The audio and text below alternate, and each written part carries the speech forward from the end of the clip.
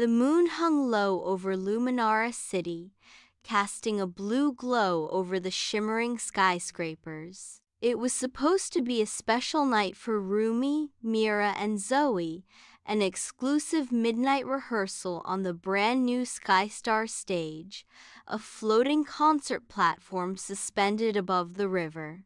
Only top-tier artists were allowed to use it, and their manager had booked it just for them.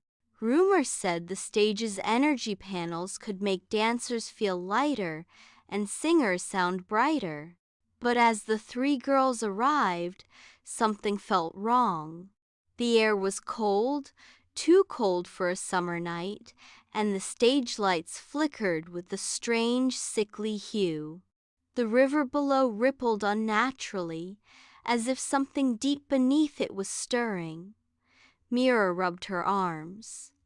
"Why does it feel like we're walking into a freezer?" Zoey kicked lightly at the glowing floor panels.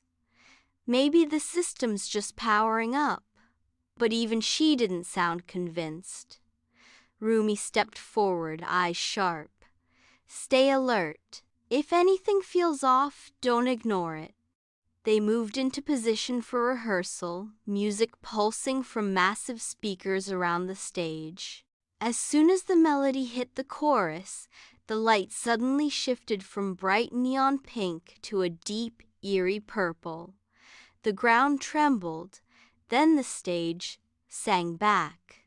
A long, distorted note echoed through the air, not human, not mechanical, something else. The girls froze as shadows seeped from the cracks between the panels, twisting into long, ribbon-like shapes that swirled around them.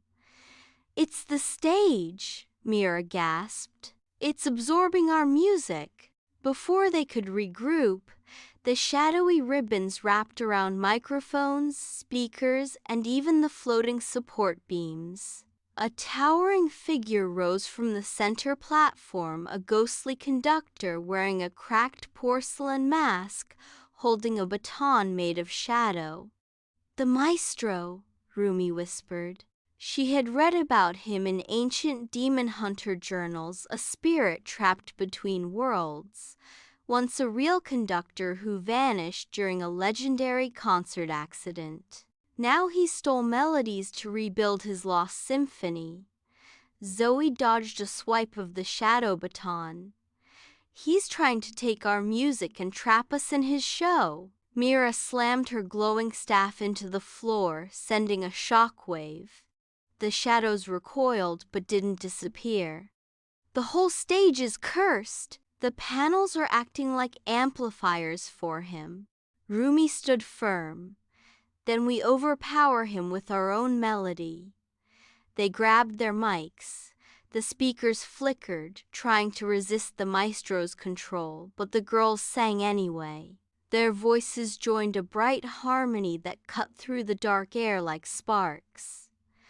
Zoey danced across the stage, leaving trails of blue light with every step. Mira spun her staff, creating rings of golden energy. Rumi led them with a fierce central melody, her voice glowing with determination. The maestro screeched and thrust his baton forward, sending a tidal wave of shadow toward them. But the girls didn't stop. Their song grew stronger, rising higher, bursting with hope, friendship, and courage. Cracks appeared in the maestro's porcelain mask. Light poured through. With one last note, a high, clear pitch from Rumi, the mask shattered. The shadow conductor dissolved into shimmering dust that drifted over the river like glowing snow. Instantly, the stage lights returned to warm neon. The air softened, and the cold vanished.